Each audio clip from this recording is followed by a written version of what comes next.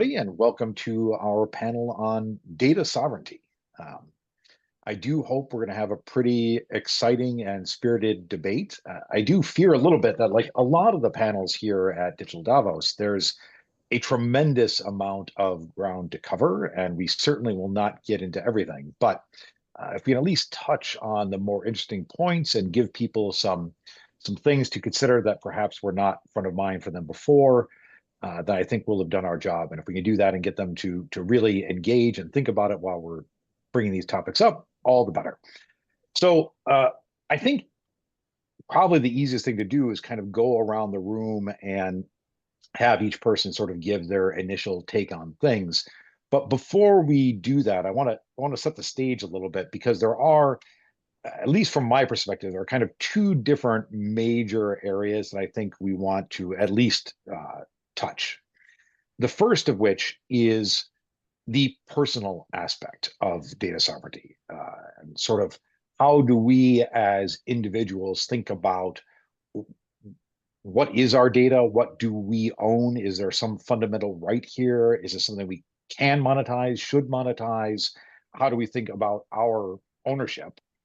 And then also there's the question of sort of the international world and how we treat data in the world of the actual sovereigns post Westphalia, sort of the nation states, because I mean it's been an ongoing thing now for centuries where intellectual property law varies from culture to culture and country to country, and what one culture might consider theft worthy of lopping off a limb, another doesn't even think is theft at all. Um, and so as we build out more and more data, either purely for monetization, for targeted advertising, for these sorts of things, or more recently for training data for artificial intelligence, uh, there's a lot to unpack here and figure out in terms of who has rights. What do we do about those rights? Do we care about those rights? Are these things over which we go to war? Are these things we can charge for at an international level? Are they things we can trade? So I think those two top level perspectives kind of will help us set the stage, and then each person can dive in and discuss it from their individual perspective. And for no other reason than that you are first on my camera, let's start with you, Kurt, and jump into things. Great. Well, listen, thanks to Davos Worldwide, Anand and Michelle Voss for inviting me to be on the panel. I live in Santa Fe, New Mexico, and data sovereignty is an important subject, but I want to bring it down to a human level. So I call this, what the fuck, it's my data. It's all about me. And I spent the last 2 years evangelizing and educating the adoption of AI with my AI consultancy, Realm IQ. I also started a podcast where I talk to AI founders and leaders, and many of these conversations focused around data sovereignty, as well as the copyright issues, which is the IP of data. So look, I come from 30 years of branding and marketing in the entertainment industry. IP is very important to that industry, and I am an AI optimist, and I view AI as a tool. But we are facing an inflection point with this AI bubble. All of a sudden, AI is politicized, surprisingly. Conservative politics, capitalism, and runaway technology with no safeguards has little concern for the sanctity of your data, my data. Big tech doesn't care. Evidently, we're also in an AI war with China, not a race, evidently. And does this new language align with the narrative of making the world a better place? Again, big tech doesn't care. The leaders of unregulated social media are now the leaders of AI. Big tech doesn't care. So I'm excited about alt tech, the companies like Tardalt and Polygraph who are on this panel, and what they're doing to protect data and or monetize it for the consumer. And by the way, we are the data. So that's my intro. Thanks. You're on mute there, Chris. Thanks, Alexander. And I was just about to go to you anyhow, so that was good timing. No I was gonna say, sweat. thanks for that introduction, Kurt. And with that, let's go over to those two companies you mentioned and see what Alexander's take on things is. Very good. Thank you. So data sovereignty, what does it mean to be sovereign? Sovereign is this old idea of independence, a one person entity or one thing entity, which makes its own choices under its own free will with its consciousness power. That's what it means to be a sovereign being. And as human beings, we're gifted with making these choices. Now, when it comes to the sovereignty of data, data is the record of the choices which human beings make.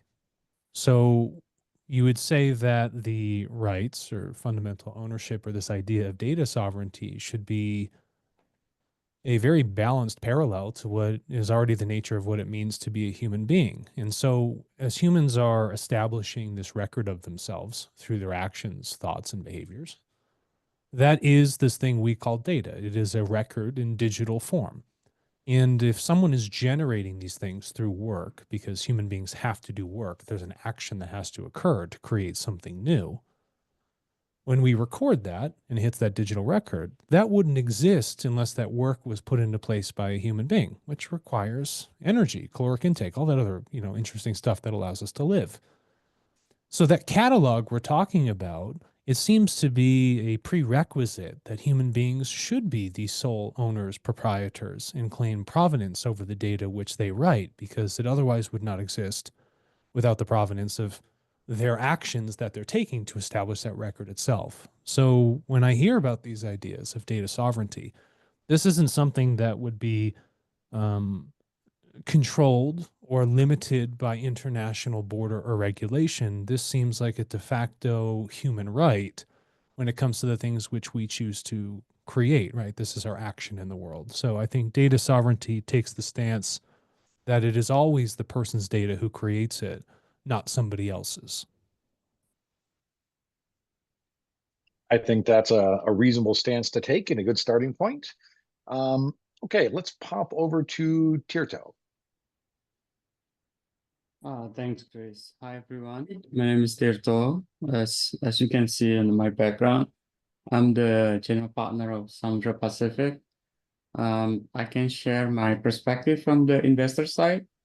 I've been investing in AI companies globally, including the Middle East, Asia, and Europe. To touch on the previous speaker's message about the data ownership and sovereignty, actually it's quite complex topic to discuss because I understand where you guys coming from, but also at the same token, we have to adhere to the jurisdiction where the data is created. For example, you familiar with GDPR in Europe or Canada, CCPA is a Consumer Privacy Protection Act. Also in Australia, there's a version of it. But the most, I think, comprehensive one that I see is GDPR, which is we need to follow if you collecting data for the AI training models, the LLMs that somebody mentioned earlier.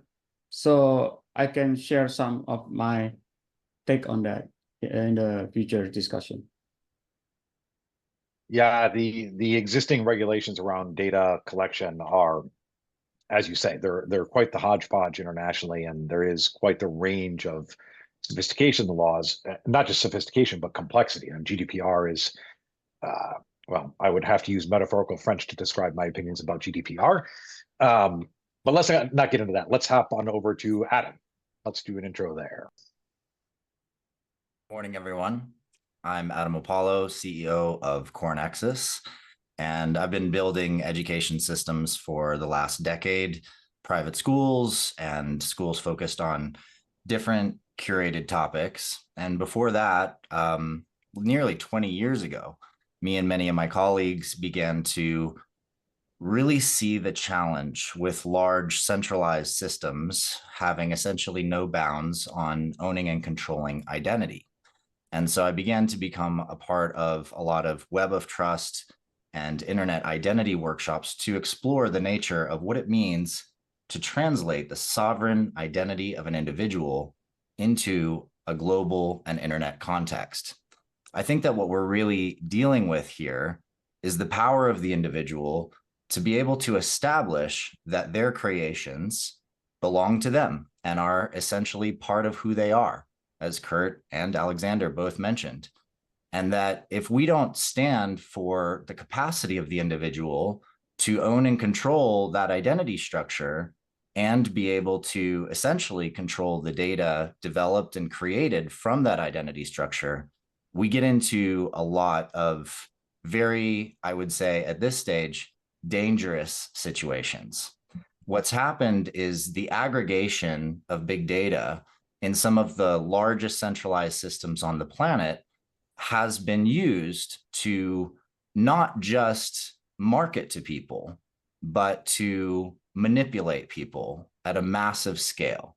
And we began to see this track happening during the era of Cambridge Analytica and the period in which millions and millions of individuals' data began to be used to construct specific psychological warfare attacks on the public in order to drive political motivation. And I believe that that situation has only gotten worse. And that as we move into an era of advanced intelligence at scale on this planet, with AI becoming capable of essentially sorting through the massive amounts of data that previously humans were unable to actually go through, we face a great moment where the combination of the understanding of the psychological drivers of humanity, along with the capacity to access mass data at scale, will only result in further manipulation of people for the purposes, in many cases, of either political interests, corporate interests, or in some cases, countries and leadership within those countries. Now, these are serious issues we need to address. And of course, there are issues at the level of national security as well within different countries that also needs to be addressed within the global country level sovereign discussion. But I'm honored to be here, and please forgive me for the slight glitch in the matrix of my camera today. It's done this off and on in the past month or so, and I never know when it's going to be flickering. So thanks for having me. It's an honor to be here. Totally appropriate for a conversation about data. There's no telling who's sitting betwixt us and intercepting your video feed. All right. And then last but not least, let's switch over to Professor Salman Azer. Gotta unmute. Unmute, Professor. Sorry about that. I should know better after teaching so much on Zoom. So I'm a professor at Duke University, and I'm also a GP of Azimuth Fund. We invest in technology companies. So we deal with these situations quite a bit, and we've been dealing with it for about 10, 15 years. Particularly the GDPR wave, which really caused a lot of our smaller companies to bear extremely high expenses, something like $1 million in order to comply. And some of them decided to just leave the business in Europe. But stepping back, what really is the underlying factor in some of these things is the culture of a country or a region. So when you come to Europe, for example, there is this philosophy of the right to be forgotten, which is basically a byproduct of long wars in Europe. Whereas when you go to Asia, people are happy to compromise their privacy to gain financial advantage or security and so on and so forth. And US kind of finds itself in the middle, which is basically where most of our companies are. And the challenge that we face in our companies is that the laws are conflicting all over the world in every country. And that makes it very difficult to expand to a new country. When you're big tech like Facebook and Google, you have enough resources to do that, but it's very hard for a smaller company to do that. The challenge that the laws bring is also manifested in the enforcement of those? What are the penalties if something happens? So like the penalties in Europe are higher than US, which are higher than most countries in Asia. There are several ways that we can protect data, such as differential privacy, which is basically saying that I am going to anonymize some of your information. So let's say if I pick on Adam or Kurt, I'm going to blur their face, or I'm going to put another face on them so that somebody doesn't know the identity.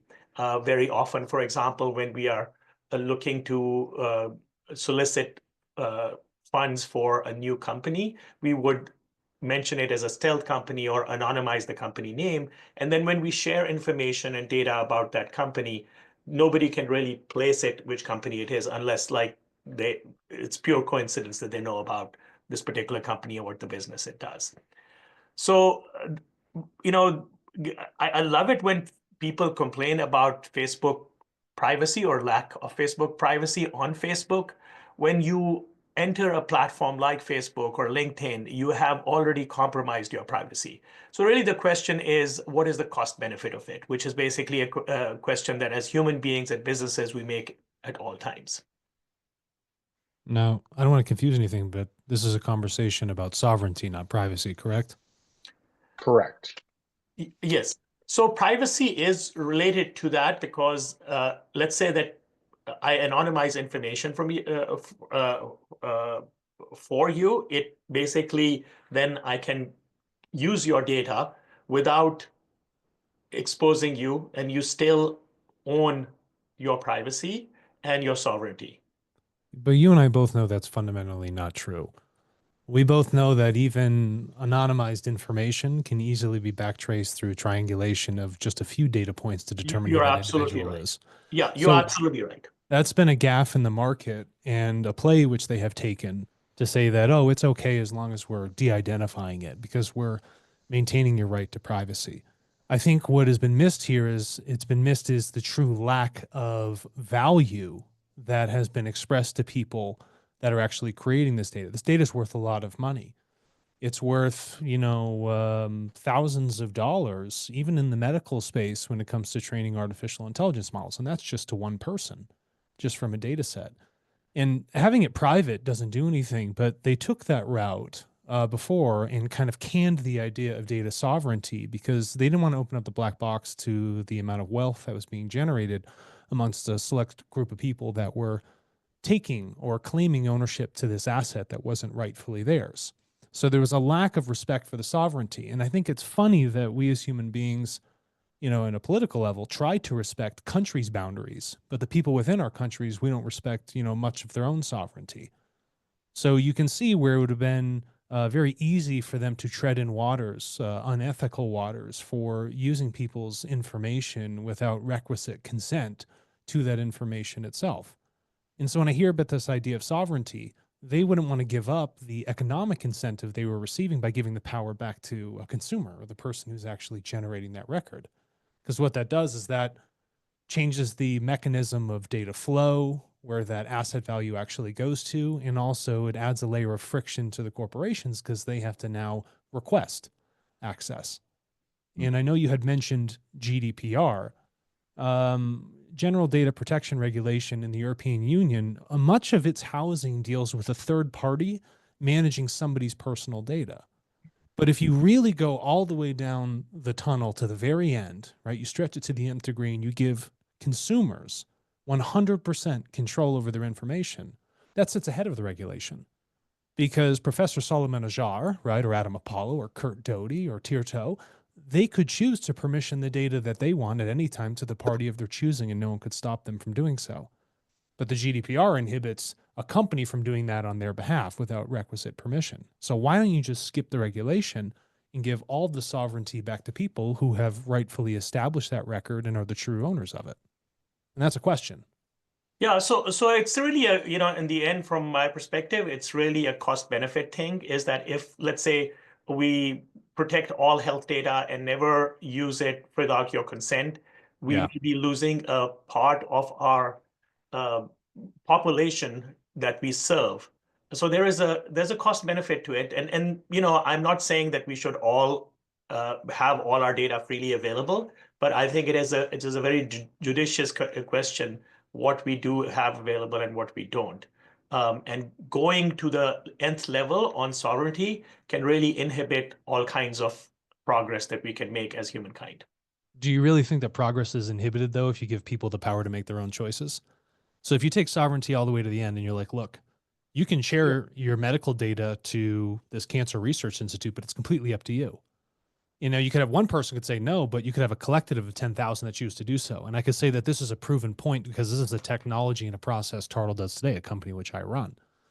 So when I hear about that and people say it's a cost benefit analysis, I think the biggest cost to anything is taking the right away from people and not keeping that right in their hands when it's dutifully theirs. And the greatest benefit is giving them that choice, because what you'll find is when you give a human being a choice and you tell them what's going to happen, more often than not, they'll actually take that choice. They'll actually be more actionable than they were before. They won't be receded because they're not used to being whipped around or abused for the information that they create. And we see this with the millions of people that use our system today. When given the option, when maximum restriction is put on the business and maximum flexibility given to the consumer in terms of their data sovereignty, they are more than willing almost 98% of the time to do the sharing now that they have the choice. And it hasn't actually inhibited the ability for medical research, financial research, market research to do their thing, because now they can engage with Professor Solomon and say, hey, we respect you. We understand it's your data. We would like to do the right thing, and I would like to request it from you. And I almost guarantee you will do it every single time. And it's not just about the right Adam, away. And I sorry want to to acknowledge interrupt. we have a new panelist as well, Paula, who just joined us. And I want to hear her voice come in, but it's not just about the right, it's about transparency, about what's going to happen with that data. In the case of Cambridge Analytica, the individual privacy is 100% maintained. However, the models built off of 30 million people's data enabled essentially a psychological study that could figure out how to manipulate specific populations. And there are solutions to these things as we develop and support decentralized identity and the power to secure one's own identity and data and choose to opt in or out of what we're sharing and what we're allowing to be used in specific ways. And if there's requirements for how that data is going to be used, then we actually are starting to regain power over that conversation around whether or not our data is going to be used for example, mass marketing manipulation, or whether it's being used to build medical models to better solve specific issues that individuals may be facing in a crisis. But I would love to hear Paula's voice and just want to pause this conversation to do that. No, I think that's good, and thank you for alerting us to Paula's presence. Hi, Paula. Hi. We did kind of already do a circuit around here once with the brief introduction that we wanted to talk about. There's a lot of ground to cover in data sovereignty, but we wanted to talk about both individual sovereignty and the kind of choices you've just been hearing about in terms of granting access and monetizing my own personal data, but also what are the international implications of this, and what does it mean for a nation's sovereignty and sovereignty over the data at the nation state level. Not that you have to talk about either one of those, but that's kind of how we got where we are. And with that, by all means, go for it. Sorry. Yeah, hi. I personally, I started a couple of things that are very heavily based on data. But sorry, my kids just came in.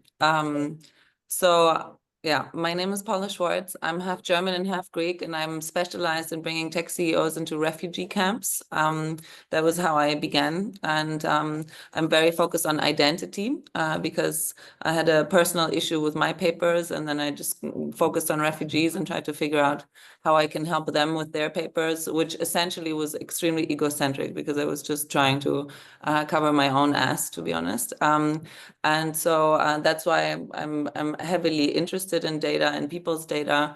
I'm very interested in quantum computing because I think that, we don't really know the extent to which personal data can be used. And so I think it's also very arrogant from the human race to actually believe that we will know everything going forward in terms of what a quantum computer can do without your knowledge.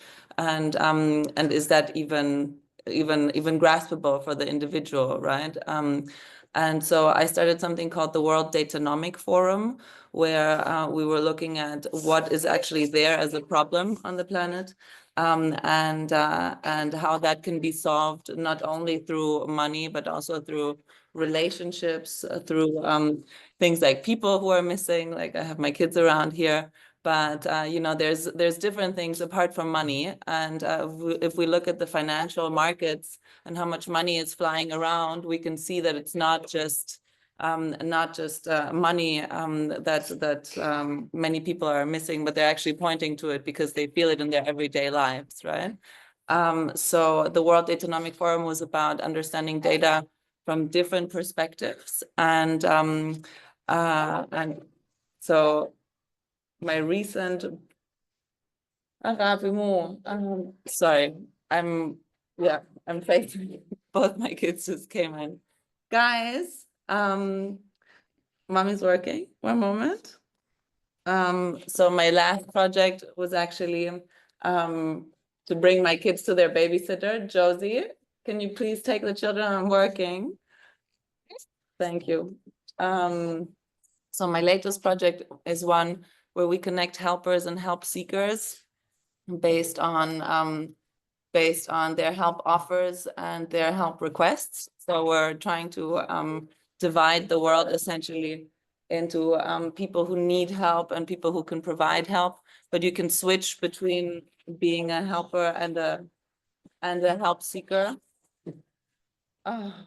And this has grown to the thousands. So as you can see, like there's a lot happening around me right now, but I'm trying to handle the growth of the platform. And yeah, I'm just gonna mute myself for a moment, take care of this for 2 minutes, and then I'll be right back when it's more quiet. But Oh, thank you very much, Paula. No I problem. hope We you got a enjoyed little bit children. of my background there. Yeah, Thank absolutely. you. That was excellent. And actually, Paula brought up a really interesting point that we hadn't really hit on. And that's the sort of intrinsic relationship between data and the individual. And while we talk about sovereignty, and we've been talking about a little bit about the right to grant access to data, Alexander, in particular, given your sort of enlightenment-based approach to sovereignty and the individual and sort of the intellectual history from which we all have risen, I'm curious about the ability to rescind the granting of permission. How do we, once the genie's out of the bottle, whether that's I granted the rights to my medical information to some company or some company halfway around the world in another country open sourced a bunch of data that had my data in it, how do we approach that? Like, once it's out, it's out. Yeah, I'm happy to answer that, but I know that Tirto has a thought, and I would like to hear him share it first, and then I'd be more than happy to answer that question. Sure, we could definitely do that. Tirto? Yeah, I was going to let Paula in because I'm working with Paula on that Cosmopolis.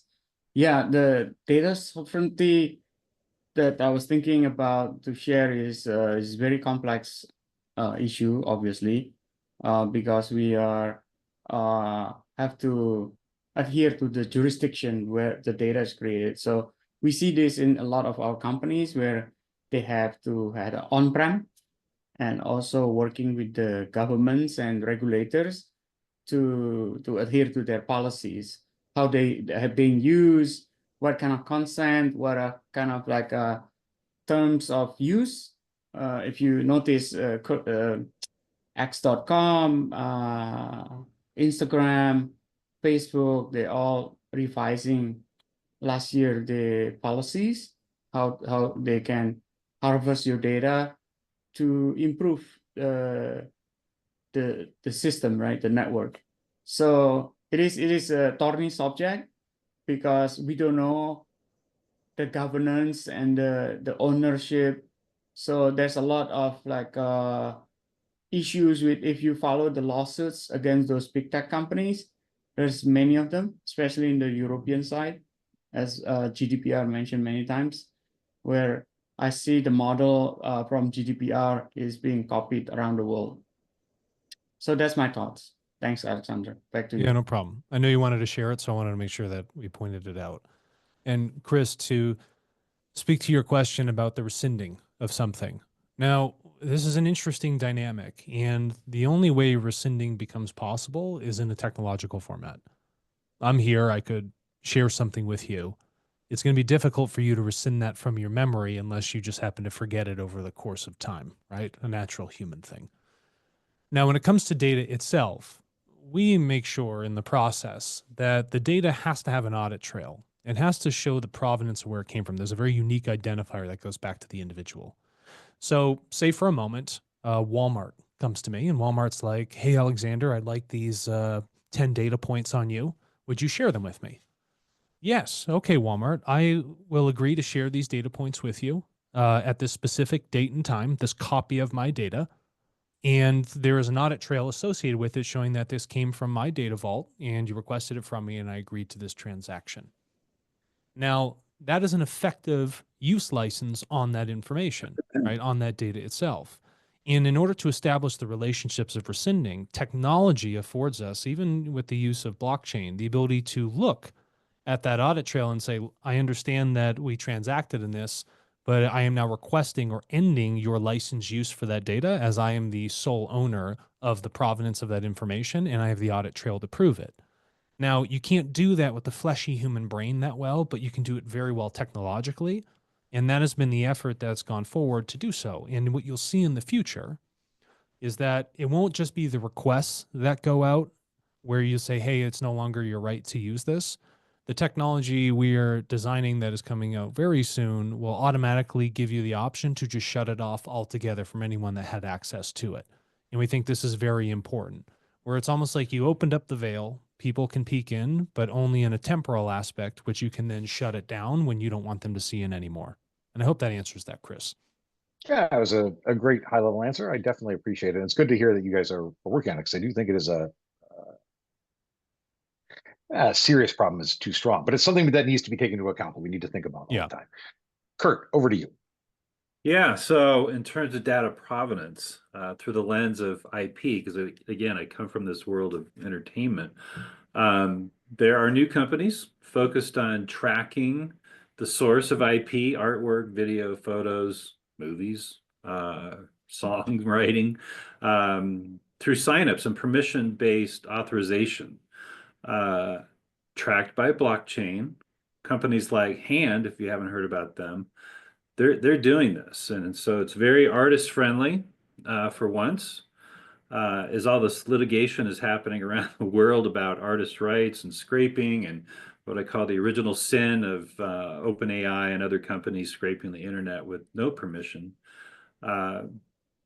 Companies are trying to figure this out and how to do it the right way. So there is hope in controlling one's data. And, you know, if you can imagine that blockchain trail, rescinding might be easier if the origin of that permission is also tracked. But all this has to do with blockchain, and there isn't enough discussion around the movement in blockchain, the adoption of blockchain, and blockchain companies evolving to create and originate these new AI models with people thinking about the box, learning and observing all the disruptions that's happened in the last 2 years to how can we do this better? And that's an altruism that I think needs to be talked about and nurtured and invested in, because there are solutions and they're happening, but no one's talking about them. Well, something seems to have inspired some interest because everybody's hand has gone up.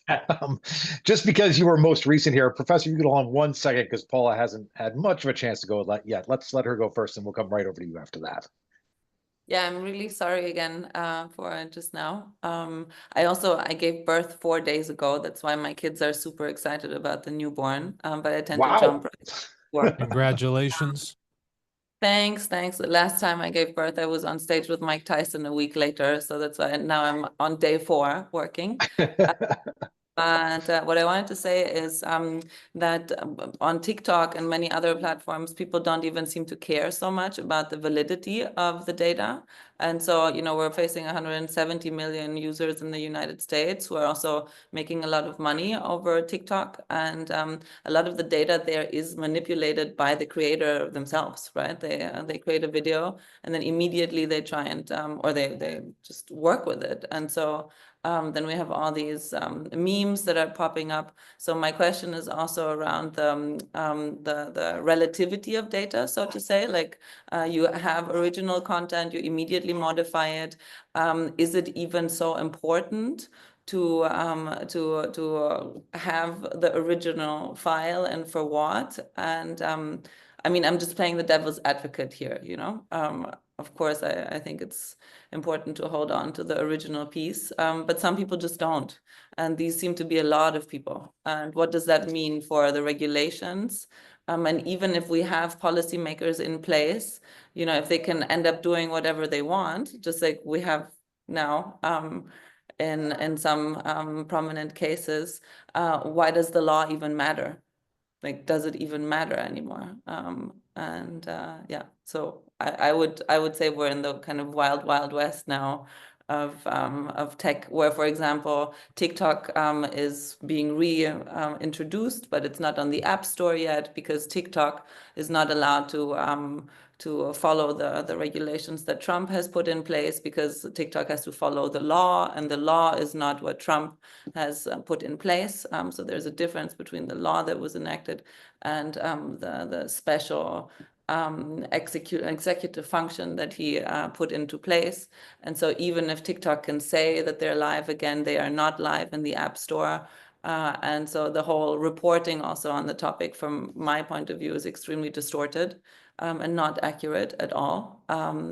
And so I think it's very interesting how the media and publicity is also being used to portray use cases relatively, you know.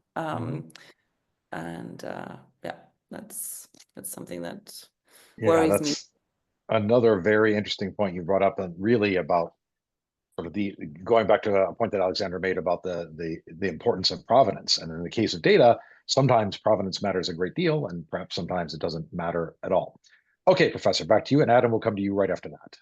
So I want to echo a couple of things. So Alexander already kind of said this, that it's very difficult to do all this without having an audit trail. And that then the next question really that comes up is security. So for example, I have a number lock in my house.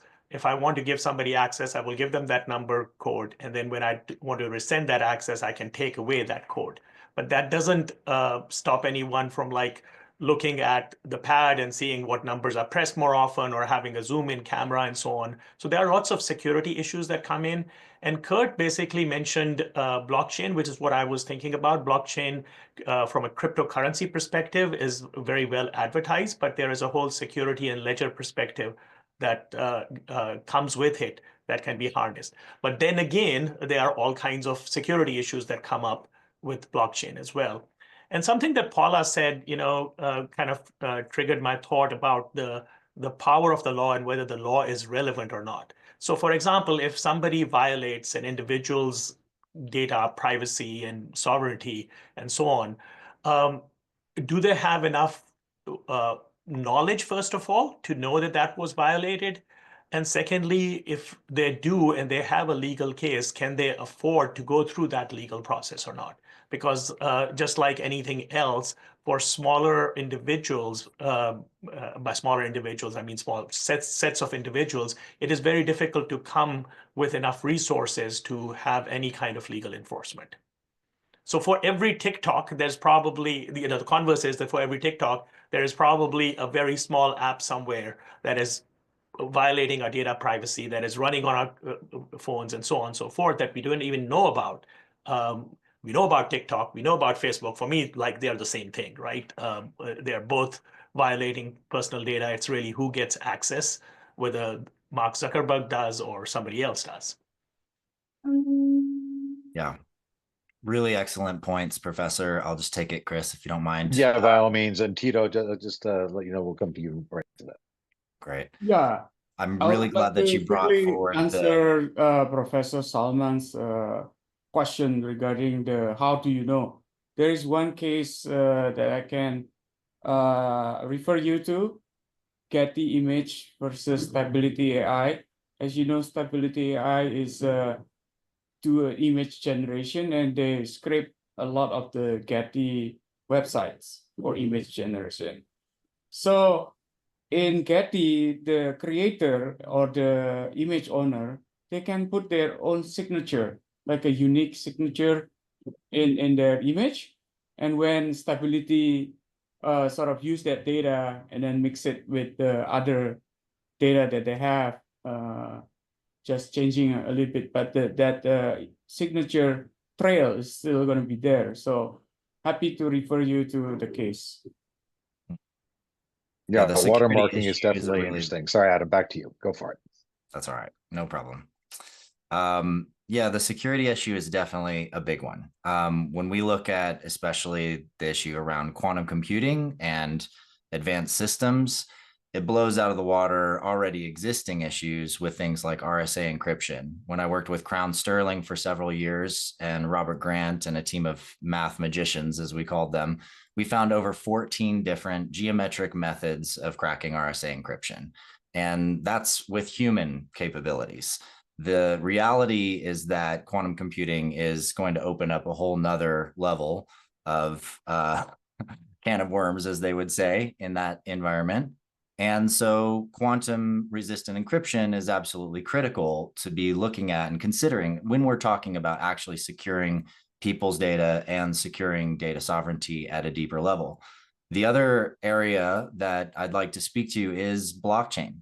Blockchain, you know, is great for a lot of things. But when we look at decentralized identity and the sort of social exchanges of data that are going on, it is extraordinarily inefficient. It is absolutely ridiculous that for me to say pass $100 or pass a small snippet of text, that I would have to update the ledger on computers all around the world, which is actually what's going on every time you do a transaction on something like Bitcoin or Ethereum, where essentially you have computers everywhere in the world having to be updated with every small action of a ledger. And no matter how much you bundle that, the efficiency is absolutely ridiculously bad, which is why the Bitcoin blockchain alone uses more energy than all the world banks and all their ATMs and all their buildings combined.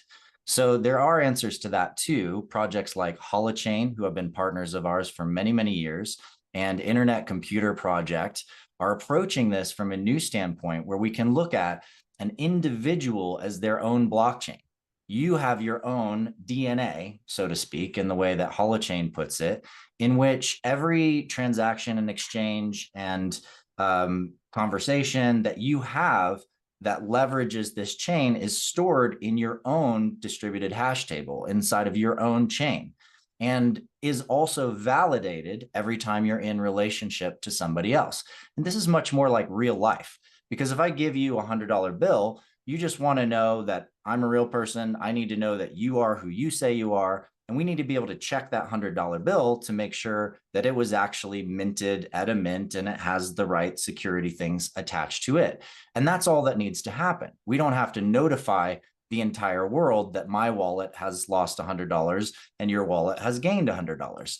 And so Holochain and Internet Computer, I believe, provide some very novel solutions to how we can both maintain decentralized identity and sovereign data, and the ability to, as Alexander's working on, which I'd love to learn more about, by the way, sort of turn on and off your capacity around your data use, as well as your privacy boundaries, to be able to essentially centralize our data power back in ourselves and create highly efficient decentralized mechanisms for exchange of that data where and how we want to do it. There's a lot of stuff there and a lot of questions I want to throw to specific speakers, but back to Professor briefly, because you've put your hand up there. Professor Solomon, let's see what you have to say. Yeah, real quick on blockchain, there is a company by the name of Chia that is doing proof of space instead of proof of work, which reduces the power. And in fact, memory is getting cheaper and energy is getting more expensive. So they are really the wave of the future. Not to kind of propose like blockchain is the answer to everything, but it is definitely solves a lot of ESG issues in power consumptions and pollution. Do you know how I see this evolving? Is that technology, by those who choose to do the right thing, will design that tech which will be adopted by the masses. And governments, as lagging indicators, will adopt these more ethically based principles for what are these essentially creational given rights to people that they have. And we're going to see that follow where humanity's headed. And I think the nice part about it is there's enough people here, even the ones in this room, championing and doing the right thing, which millions of people are adopting and inevitably billions will adopt. And we're going to see many regulations actually unify themselves into a centralized idea, probably in the future. And it's not going to work, just given the flattening of the playing field altogether in this digital fabric, that anybody could have unique regulations around how the data is used. I think that's an early ploy that people use, like tariffs on trade. And we will start to see those disintegrate over time. And as technology or technocratic leaders take the stage, governments will follow behind. That makes a really good point. I forgot to mention, which is adoption. So I thought a long time ago that if you just built a new social web, for example, or social network that gave people data sovereignty, that everybody would just want to transition to that because, duh, it's obvious. Like I would want to protect my data. It's not true. And I've seen so many projects, come and go that tried to do that. And what I realized is that you still need to deal with all of these sort of base desires within humanity. And the reality is that unless you are building a platform that's more interesting and more fun to use and has more sort of viral characteristics in terms of the fascinating new things you can create and what you can do with them, or that have things like economic drivers, vocational drivers, things that make people money, give them access, open doors for them on their day-to-day lives. Unless we're serving those needs, we're not actually going to get people to transition to a lot of these new technologies. So it takes the innovators, it takes those of us thinking about this to actually create new systems and new platforms that can serve the masses and do so in a way that they're actually excited about and want to join just because it's a really great system and not just because it has great principles. I also No, would I think like. that's. I was going to go to you anyhow, Paula. So go ahead. Yeah, I wanted to note that social networks online and the internet are mainly being used also for escapism, because people want to go into a different world. They want to experience something else. Web3 is also a huge topic, and these alternative realities, so to say. And the question is how important security is if you're trying to flee the world anyway, basically, So, I mean, yeah, you can change your password. You can change your password faster than you can change your lock to your house. And is security even the same thing in the digital realm as it is offline? And are we not trying to translate too many things from the real world into those parallel realities, so to say? This is my daughter. Yeah, so I question if security is actually equally important, and also the validity of data. There we go again, back to the point that we originally had. So is creativity not more important than security, technically? Well, the reason I was going to head to you was because of your work with immigrants and with people who are refugees and this sort of thing. And one of the things that strikes me in this discussion about data sovereignty and ownership of really the data that defines you in others' eyes as an entity is Alexander's thoughts about the progress towards good in governments as a lagging indicator notwithstanding, there exists what I think we would all call evil in the world today, and evil governments that will use knowledge of your identity to do evil things. And how does that play into this? How does that aspect of data sovereignty? Chris, you're right, and we'll just leave it to everybody else. It's just a function of power. It's nothing else. If you simplify it down to first principles thinking, it's power. And the question is, how do you want to protect yourself against power where those don't respect your value as a human being? That's really what it is. And there is evil. No one's denying that. But we need to come up with our own options if we can't be respected by the governments we live under. So we have to take the responsibility into our own hands. Go ahead, Kurt. Oh yeah, thank you. So yeah, we do have to take it into our own hands. Governments at this point will likely follow altruistic companies who are setting the stage and setting precedent for, I will say, AI done right.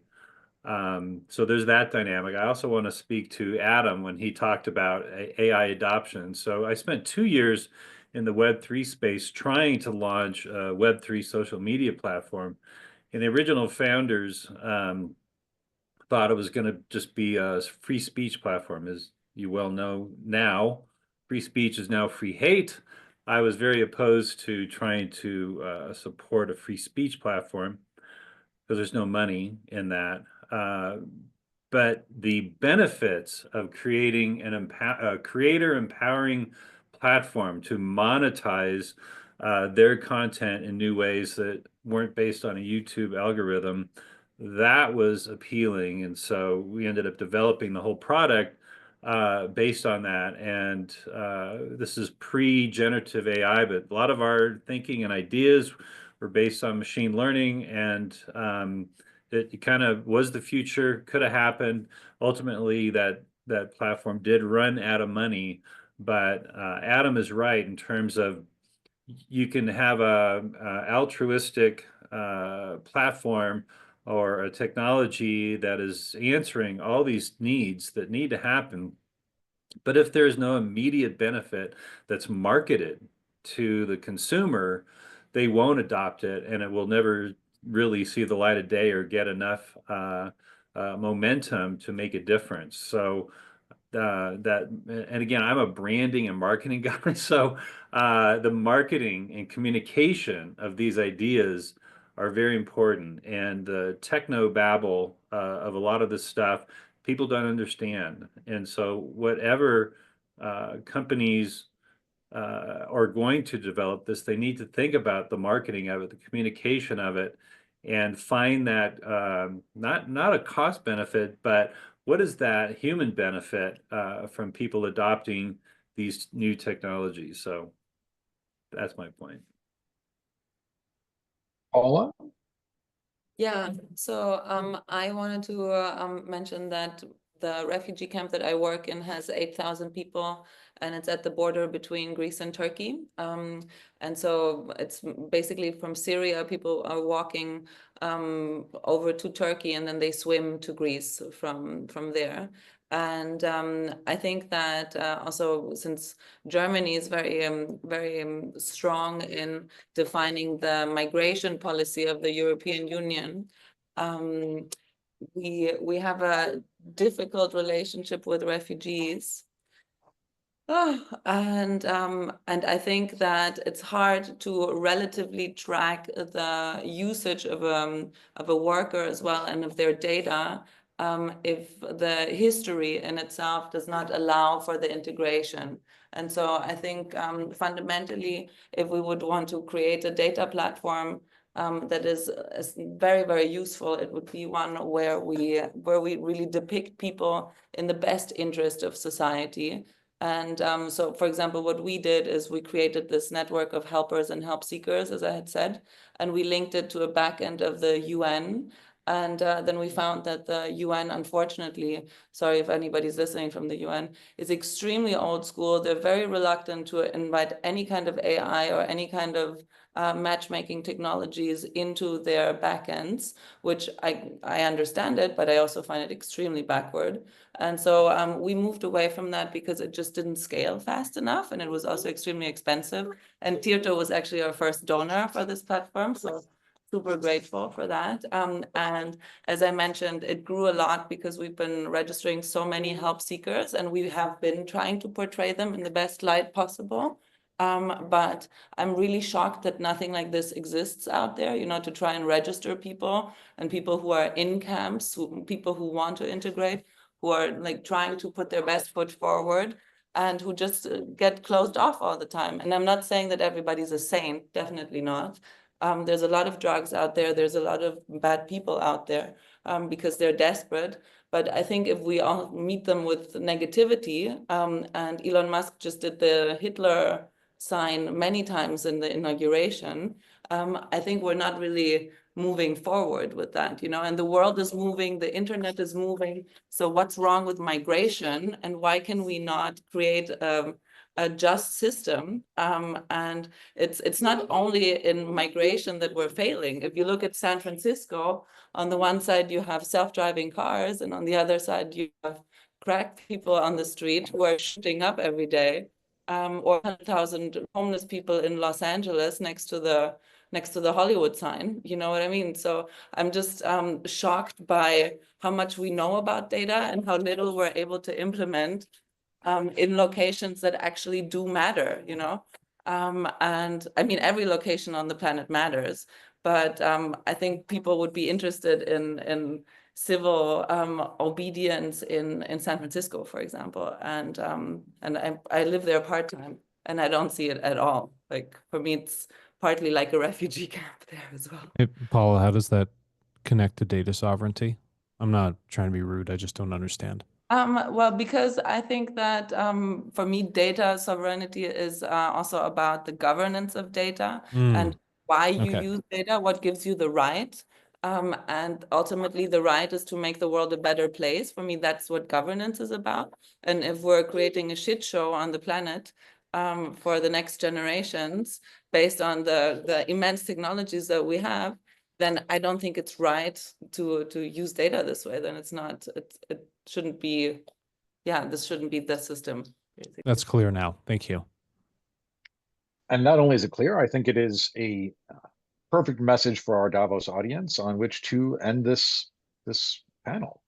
Thank you all for your time. This has been, as all the panels this week have been, very interesting, covering a lot of territory and really just scratching the surface. And I think anybody who's watching and wants to dig deeper, the panelists are all absolutely willing to be contacted and engage on this topic more deeply. Thank you, everybody, and enjoy the rest of your days.